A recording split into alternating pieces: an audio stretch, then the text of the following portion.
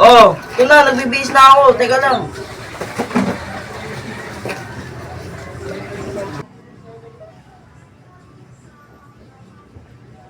Tataranta na ako.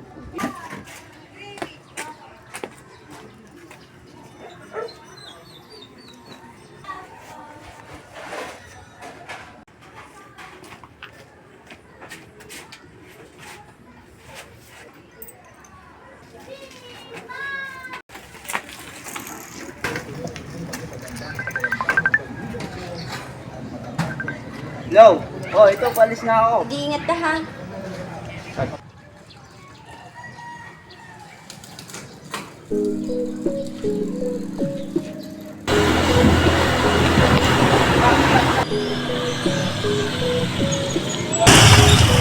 Ina mo, gago. Bobo ka ba? Ina mo ah. Mga ngamali ko, magalit.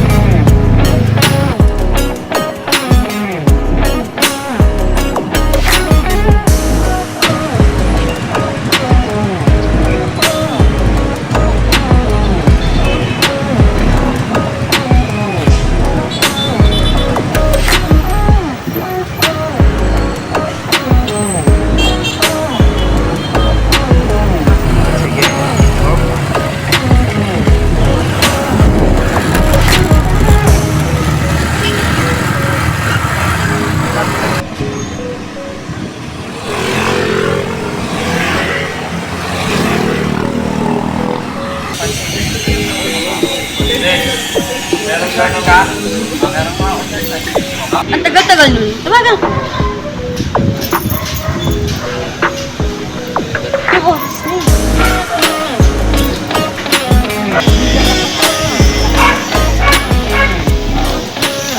Sorry, late ako. Traffic kasi. Sabi ko kasi sa'yo, alas 6 ka gumising. Chat ka ng good morning. Ang pwede na. Tara na, pasok ka tayo.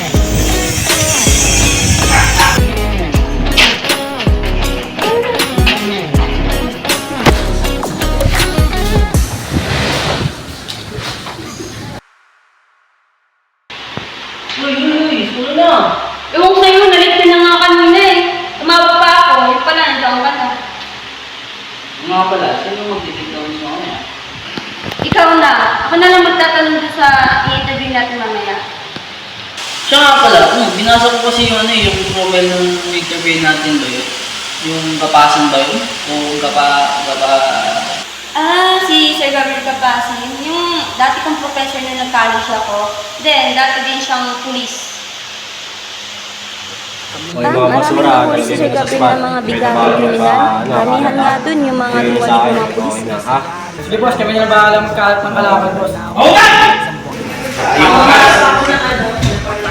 Marami na ako narinig na bagay-bagay patungkol sa iyo. Totoo pala. Wala sa sinasabi ng Gabriel. Pagiging protector of the money, legal na siya mo. Pagbibenta ng droga. Money laundering at kidnapping. Lahat yun nauungkas sa pangalan mo pautang. Noong una, hindi ako naniwala. Pero ngayon nakikita ko. Akala ko hindi na pumunta yung swak. Balikan ko. Kasi sabihin natin ito dahil mga sinasabi mo. Gusto mo nangyari sa ako. Sumama ka sa akin. Panagatan mo kung anong gagawa ko. Marami mo yung Gabriel. Dito sa buwan. Masasama ka sa akin. Kakamatayan tayo, Gab. Huwag mo kasama. Kung ganun, kakalag ka rin ko ang bangkay mo palabas ng lugar na to. Ano Gabriel? Gusto mo mahal yan sa lalo? Ha? Wala mo ka rin nakakas?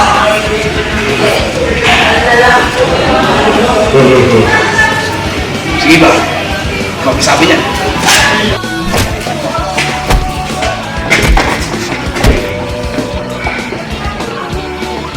Ano? Sarap!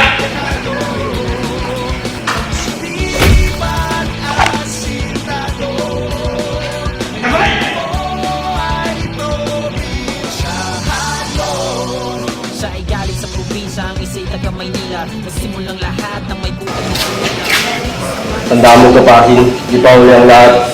Babawi ako sa'yo. Tandaan yung sinasabi. Marami na siyang naipakulong. Tapos pumasok siya ng Bucor. Then, nag-retire na siya at naging dean na lang sa isang criminology. Eh, sino naman yung yung isa, yung babae, si Ma'am Milton ba yun? Si Ma'am Angeline Yunting, yung kaklase dati ni Sir Gapit Kakasi, nung nag-college sila. Matinik na jail officer yun. Alam mo ba, maraming natatakot din sa kanya.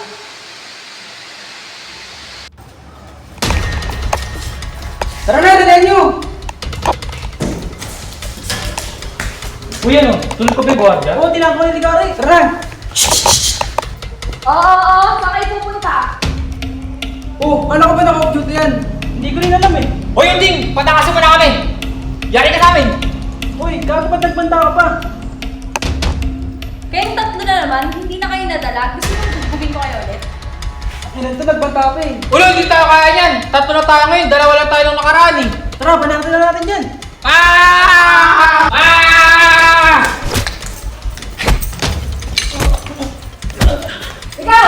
Ginagawa mo dyan! Ano ba? Papalag ka? Hindi po. Tawagin na nyo, tatakas pa kayo ah.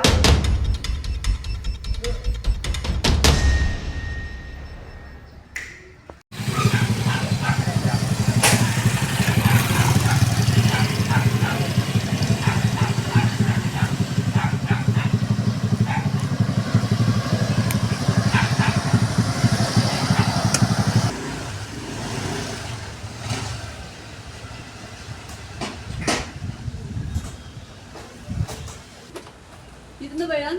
Dito na ba tayo? Ito na yun. Kaya namin dito.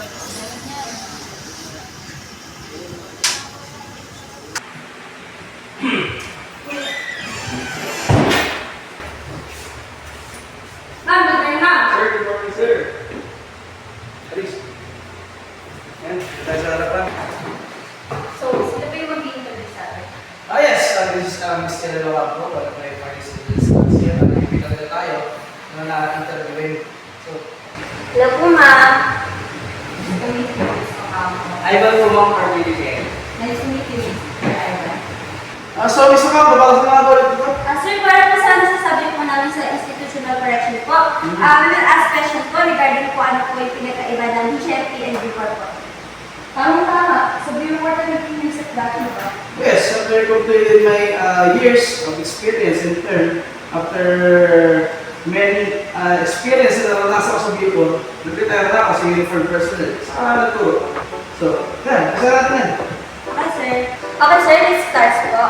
We're going to start po sa question na what is HMP and Bucor? So, ladies first. Okay, sige. Ang BAMP or Bureau of Jail Management and Technology ay isa sa tinatawag na tribunal. So, kasama sa tribunal ang PNP or Philippine National Police at BFP or Bureau of Fire Protection. Under nito, ang Department of Interior and Local Government. Ang hinahandle ng BJMP ay district or municipal jails, kagaya na lang ng Caloocan City Jail. Ang Bureau naman or Bureau of Corrections is under naman ng Department of Justice. Bucor is responsible for the handling of national prisons, the 7 penal institutions, the New Bilibid Prison, San Ramon Prison, Iwahin Prison, Correctional Institution for Women and Children, Sablayan Penal Prison, in penal form, Leyte Regional Prison, and Davao Regional Prisons. Okay po. Ma'am, sir, may pinagkaiba po ba ng mga nakakulong po sa HMP and Bucor? Yes, and we call them inmates or PDLs or person deprived of liberty. Sa Bucor naman ay preso or prisoners. Sa mga preso, mas mabigat ang sentensya nila kaysa sa mga PDL or mga inmate. Kadalasan sa mga inmate or PDLs, mga nagdabag na sa mga secret krimen, mga sentensya ng mga babang sentensya, retasyon temporal, or mga nagdabag lang sa ordinansa ng mga barangay o munisipalidad. Sa mga naman, sa preso naman, doon kinukulong yung mga matataas talaga mga kaso, pagpatay, sa droga, mga politikong nangarap sa ating bansa, gano'n. Ganun po pala yun. Nalulungan ako. Ito, ano yung pagkain?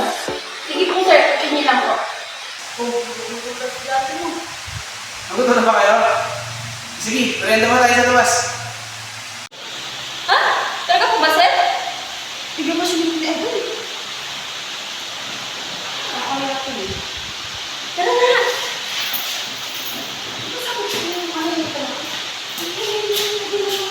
Sabi mo sa kanila na alis ka, hindi ka na rin. Tama pala. Amela.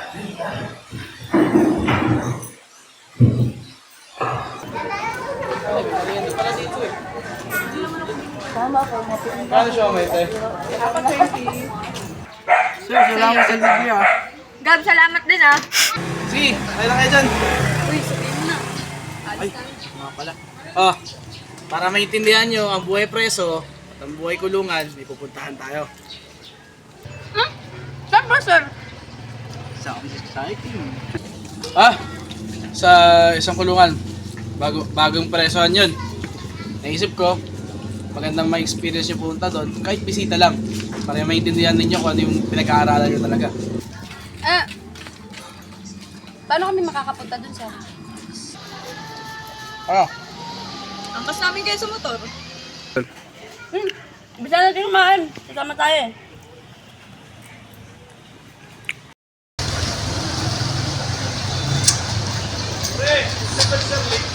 Oh, tayo mga bata.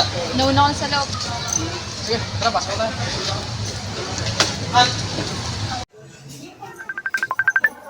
Teka. Hello? Sige. Papunta na. Gabi ka muna bahala sa mga bata.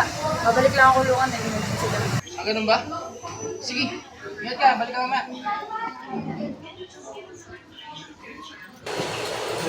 Ganun tayo. Asan po si Mami? Yung emergency daw sa kulungan eh. Ganito ka? So, tara, pasok tayo kulungan.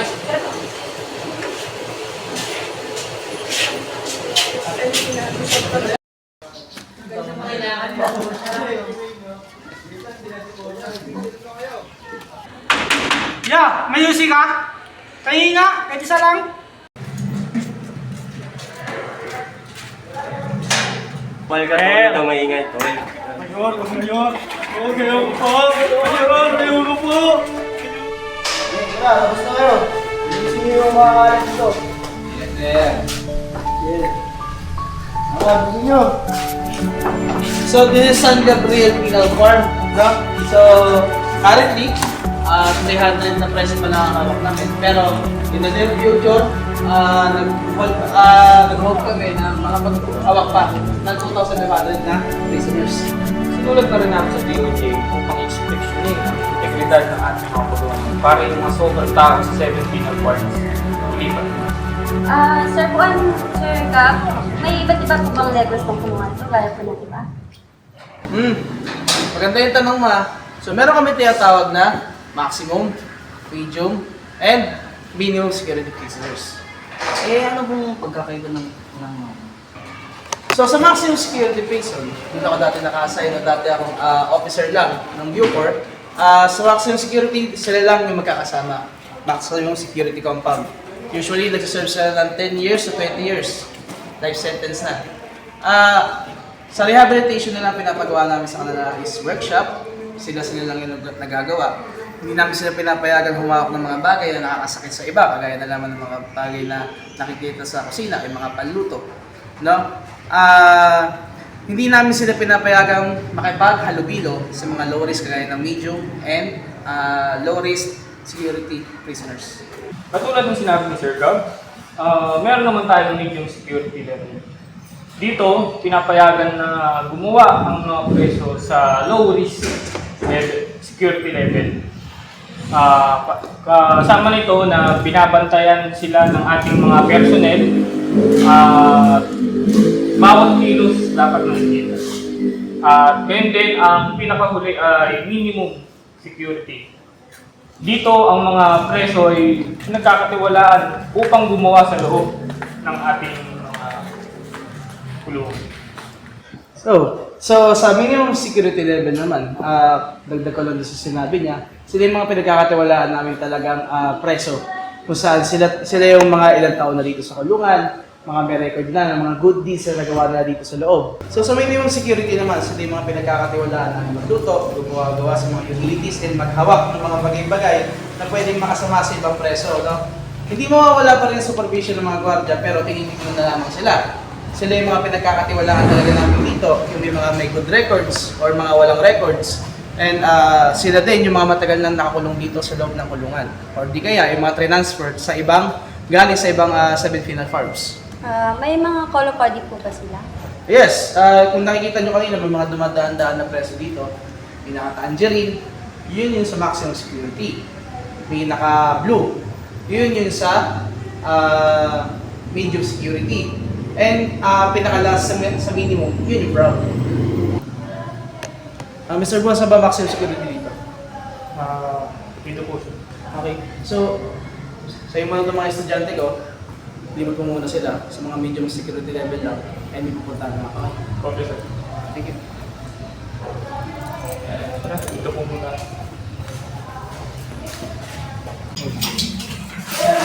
Mga bata. Kumusta? Mga pandem. Ito, matay mo. Yung mga bata, may dalaw ba kayo? Wala pa nga eh. Wala pa? Naku. Paano gagawin natin yan? Wala tayong babae. Boy, may yosi ka ba? Nakakayosi ba eh. Yosing-yosin ang mga ako eh. Mayor! Siga pa kasi, no? Sigab ba yun? Oo nga, sigab yun. Yan yung dahilan ang bata yan dito. Hindi ko makakalimutan yung kahit na yan. Tignan mo nga lang ang pagkakataon. Josh Pauta. Buhay ka ba pala? Gabriel. Sana nung hinuli mo ako, tinuluyan mo na ako kasi paglabas ko dito, tutuluyan kita. Ilan taon na nga ba? 10 taon. Ito matandaan mo pa ako tayo. Aantay kita paglabas mo. At sisiguraduhin ko sa'yo. Gawa na ang balang pakalay sa'yo. Gapasin. Yan sinasabi mo, walang katotohanan. Pag ako talaga nakalabas dito, kami, aming titiyakin na ikay. Hindi na nasasabihin. Uy, pangutan! Ano na naman sinasabi mo ah? Gusto mo bang tulinahin kita? Balik doon! Huwag mo ako, Gapasin. Huwag ka matutulog.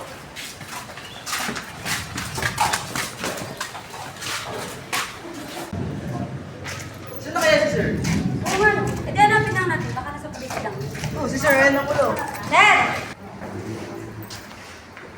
Anak, paglipat na pa kaya? Opo sir, nilibot na po kami ni Sir Puan. Ang babait nga po ng preso. Paglipat na tayo sa... Saan po sir? Mga kapatid, inyong pagkatatandaan na ang Panginoon ay mas tinitignan pa ang mga taong may pagkakasala at nagsisisi sa mga taong nagpapanggap na malinis. Dahil ang mga taong nagpapakataas ay binababa at ang nagpapakababa naman ay siyang tinataas. Kaya huwag kayo mawala ng pag-asa, may bukas pang darating. Hindi pa huli ang lahat para magbago at para maging mabuting tao.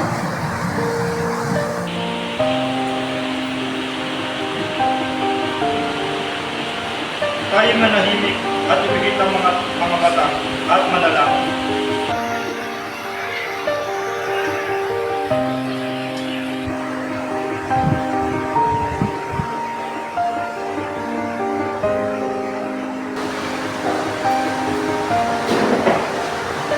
Sir, may nakagalang din po ba naman sa dito sa loob ng kulungan? Oo naman. Hindi mo kayo niwala na lahat ng tao dito sa kulungan is nagsama. And partiin mo na rin ang relasyon nila. Charing, chat mo nga ako meeting mo. Kami tayo sa labas ng kayo. Thank you, Father. Thank you, Father. Okay, mag-ingat kayo ha. Saan pati yan? Gusto ka? Okay naman, tinyente ka ba kasi? Oo, napasyal kayo. May educational trip kasi itong dalawang to para ba sa business nila. Mga dating estudyante, si Cherry Ocampo and Ivan India. Ano ba yung tatawag natin? Father or son?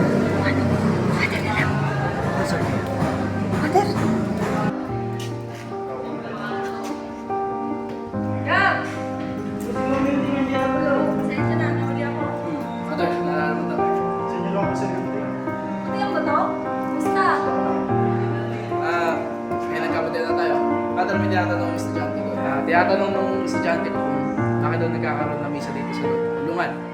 Oo, meron talaga kasi part yan ng rehabilitasyon ng mga preso. Para sakaling makalaya sila habang nandito sila sa loob ay mapalapit ang loob nila sa Panginoon. Sa karapatan din naman nila yon, hindi porke preso sila, wala na silang karapatan makuha yung mga bagay na nakukuha nila sa labas. Hindi lang naman aktibidades sa kanilang relihiyon na binibigay natin sa kanila. Binibigyan din natin sila ng edukasyon para sa mga presong hindi pinalad makapag-aral. Ang subject na tinuturo namin dito is English, Filipino, Matematika at Siyensya. Minsan pinag-sports fest din namin sila, pantay na kanilang rehabilitasyon. Tinutulungan din namin sila gumawa ng mga produkto. Halimbawa yung mga hands and crafts na binibenta sa labas. Pag nakabenta kami, magkakaroon sila ng parte at magkakaroon sila ng pera dito sa loob ng kulungan. Ganun po pala. Akala po kasi namin pag nakulong na po talaga. Yung tipong mag-stay lang po hanggang sa assistential nila na makalabas sila. Mungka! Anong kaso na ito? Ano pag-away na naman? Okay, baka sa Bartolina yan. Tara!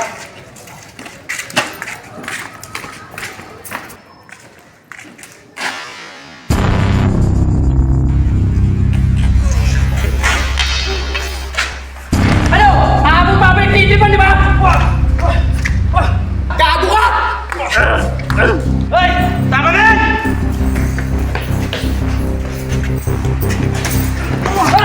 Binabay na kayo ng Bartolina! Babay niyo ako! Babay niyo ako! Babay niyo ako!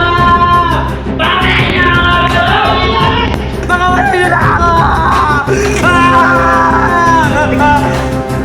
Tangina, ano problema mo? Nasapsap ng tulog ko! Sabihin mo, ano problema mo? Ano problema mo? Nakaraan ka pa, ang ingay mo ah!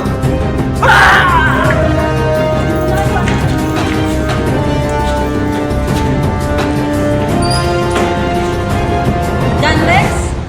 Tara, doon tayo! Ma'am! Oo na, gusto kayo. Ay, tama po ba?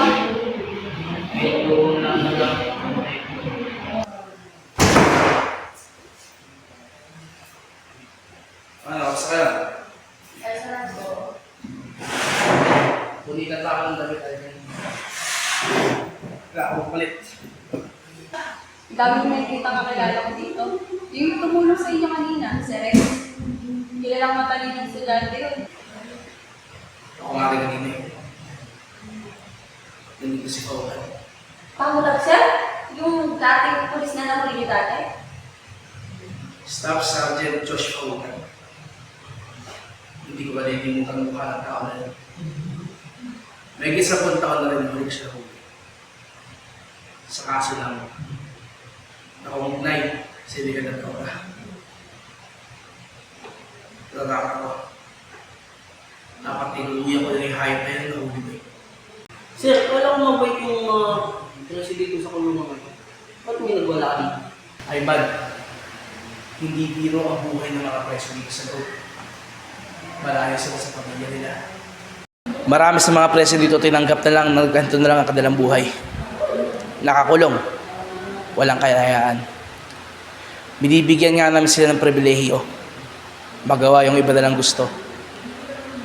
Pero pag inisip mo, malungkot ang makulong, malayo sa pamilya. Minsan hindi mo sila makikita. Marami dito, pinabayaan na ng kanilang mga pamilya, hindi na binibisita. Tapos inaabuso pa ng kapwa preso at mga gwardya. Inaabuso, sinasaktan.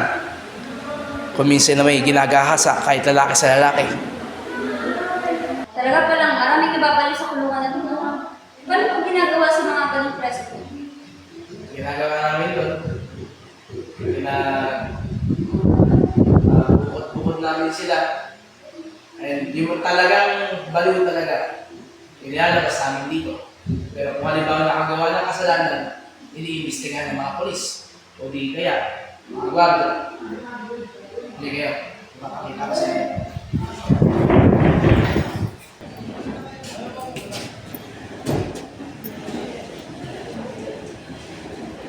Daisy, magsalita ka na.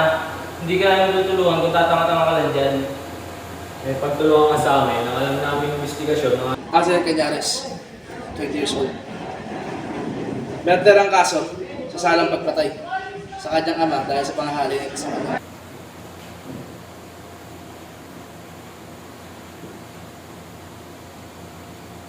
Self-defense lang naman po yun, di ba? Bakit po siya nakulong? Ano ka? Magsasalita ka ba o hindi? Bakit mo pinatay ang kaba mong preso?